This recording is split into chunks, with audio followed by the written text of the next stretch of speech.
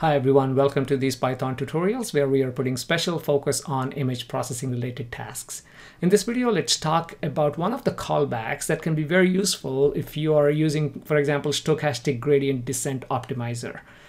Here, instead of using a constant learning rate, you can actually tell your training, or tell your model to use an updated training rate as the epochs progress.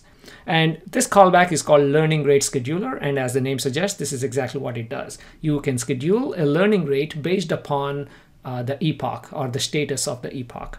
So how do we schedule this? Well, first of all, let me reiterate that callbacks are objects in keras that can be used to monitor and perform actions during training. And in the last video, we looked at early stopping, for example, one of the callbacks, right? So this LearningRateScheduler is a callback that you can provide to your model.fit to schedule the learning rate. What do we mean by that? If you look at how the learning rate happens, right? I mean, what does learning rate mean? If this is your loss function as a function of your weights, we know that, okay, if this is where we are, the starting point, we need to get to the global minimum somehow. In stochastic gradient descent, you define at least two parameters, if not more. One is learning rate, the other one is momentum.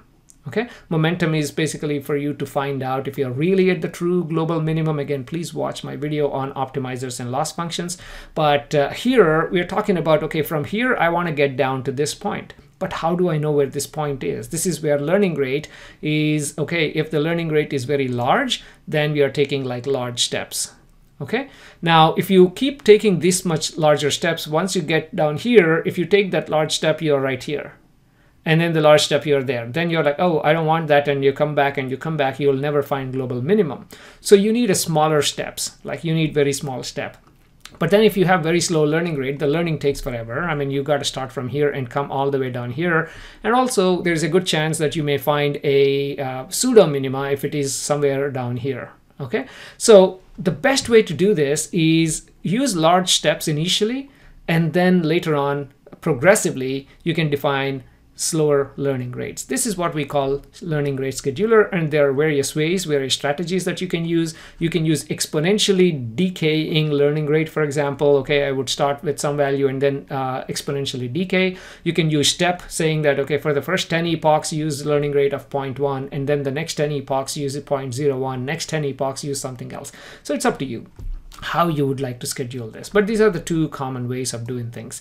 So let's jump into our Colab code to put this to action.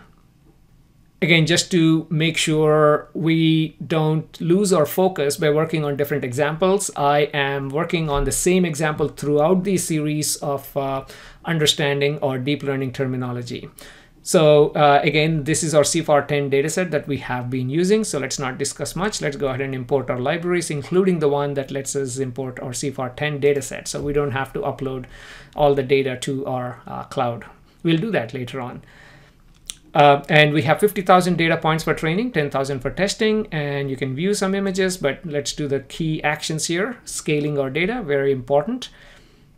Converting our Y to categorical, very important, because we are dealing with the categorical, our multi-class classification challenge here. And let's go down to drop rate of 0.25. Exactly the same model we have been using in almost every tutorial. And here is our stochastic gradient descent, right? So this is the optimizer we're using with a learning rate of 0.01 and momentum of 0.9. So this is what we'd like to schedule, instead of using a constant learning rate of 0.01. Momentum is fine, 0.9 is okay.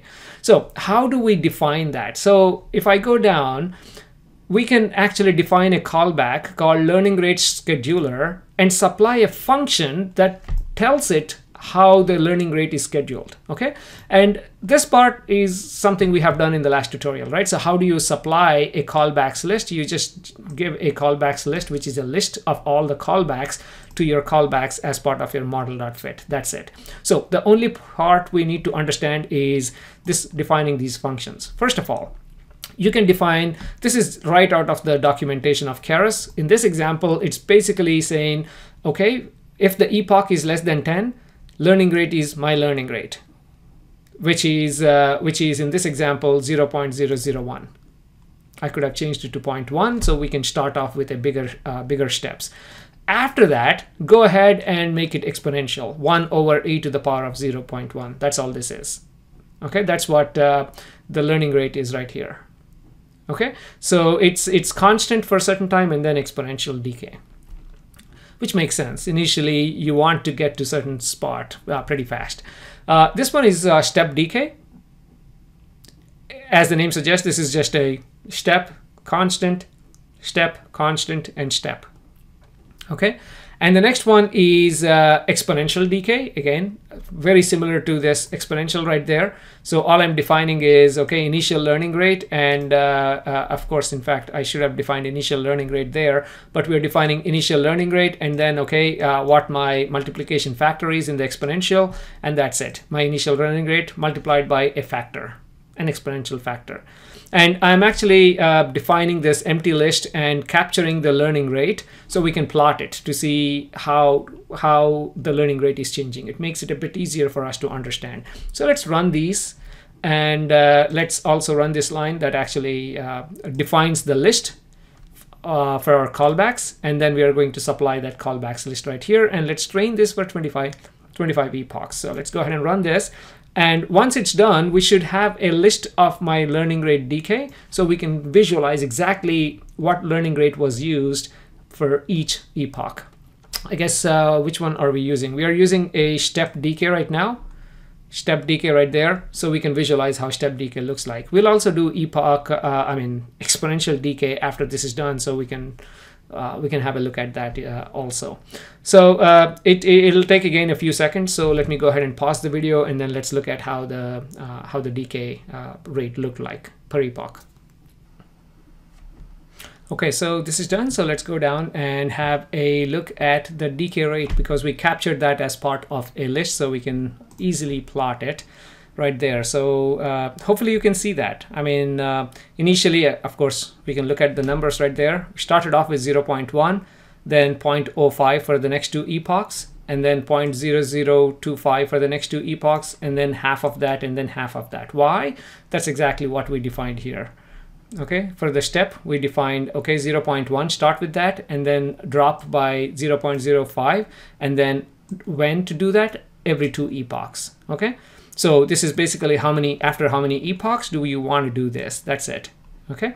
So let's go ahead and also look at exponential decay. So all I need to do is just call that function right here, exponential decay, and then let's restart and run all, and let's have a quick look at the results once this is done.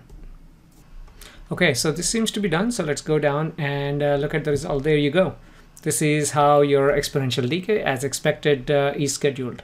So now one quick note on this: if you are actually using Adam optimizer, you don't have to do any of this, because Adam uses adaptive learning rate anyway. This is only applied if you are planning on using stochastic gradient descent for any reason. Okay, for some reason, if you are using that, please think of scheduling your learning rate.